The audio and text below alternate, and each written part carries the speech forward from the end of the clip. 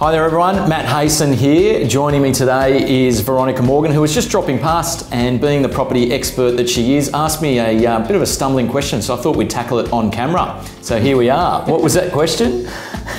I'm really curious to know how the new legislation on auction quoting has changed the way that you guys are quoting auction prices. Well, I'd have to say, in fairness, it really hasn't probably changed what we're doing in terms of how we're quoting. It's probably just more around the compliance about all the paperwork behind the scenes and all the information that we're actually having to provide to and make sure that it's clear. To justify it. To justify it, for sure. And this is what makes me laugh. It's just that the new legislation was supposedly meant to make things clearer for buyers, but clearly hasn't changed anything.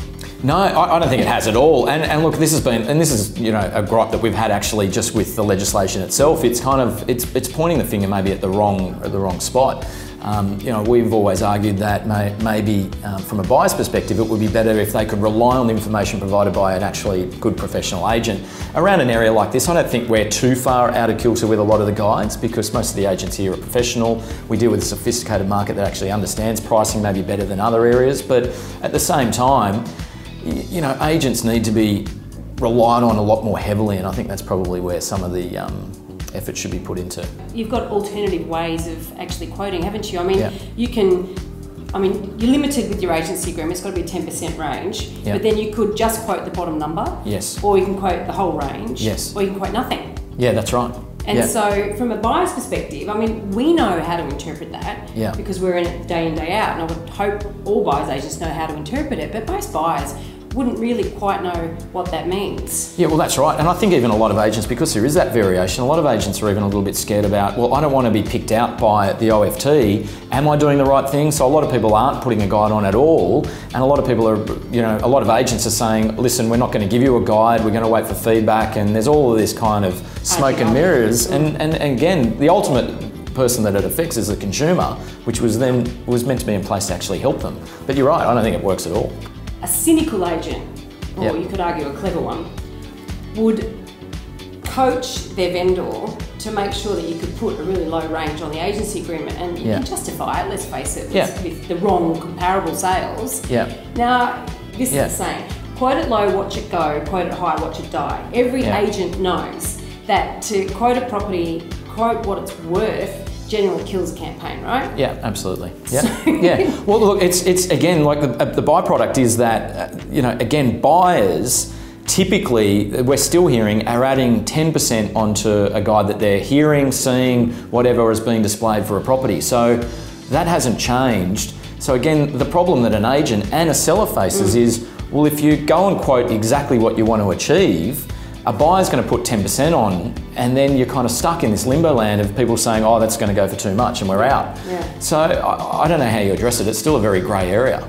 There's opportunity there. Yeah, that's right. As a buyer, you look at that and think, well, great, I'm not going to fight for that because I'll be the only person ready to pay what it's worth. Yeah, well, that is good for you because, again, most buyers don't have the time to go and dissect the market and figure out, well, which is the property that's being quoted accurately versus ones that aren't. And then that comes into, does it even suit you and all those kind of things, and I guess that's where you come in. Well, it's an interesting point though about buyers not having the time to dissect the market. It's true though, they really have to know their local market, the area in which they're buying, in order to be able to work that out, don't they? Oh, absolutely. But at the moment, when there's so little stock on the market across most of the area, you've got to broaden your search. So, we're meeting people that one week they're in the inner west, the next week they're in the east, they might be looking at the north. And again, they're kind of just looking for something from a floor plan and look perspective that feels right. They don't necessarily really understand the pricing. So they've got no idea on value. Yeah, no idea. They're relying on agents that you just admitted to trying to quote as low as possible. I didn't admit it. It's just a process. But I mean, look, I've often argued that the fact is it's a game that we all play. The agents play their role, or you play your role. The buyer that hasn't engaged expert advice is playing their game because they're not going to tell you what they're prepared to pay. And quite often, how often do you see at an auction somebody turns up and they don't even know what they're prepared to pay? Yeah, that's right. And they look at someone else and go, oh, it must be worth that because so-and-so's, they've bid that. So, well, yeah, a perfect example of that is when people do literally turn up and register and bid on a property during the day, and they solely rely on competition to see where the interest might be sitting. what it's worth. Yeah, what it's worth, yeah. And so then, who's at fault then if it goes over reserve and then, you know, you're claimed to have underquoted it the whole time? I'm not going to point fingers here, but look, there's enough, for a good agent, there's enough conversations that go on behind the scenes as a buyer's building up to an auction to put them in the right place. And look, if it goes beyond the kind of conversations that you're having with buyers, you know, so be it, that's just, you know, market forces. But a good agent should certainly give some ongoing guidance to a buyer, not just from when they see it, but right through the course of the campaign. So by the time they get to auction, you know, they've got a good sense of where they should be positioned.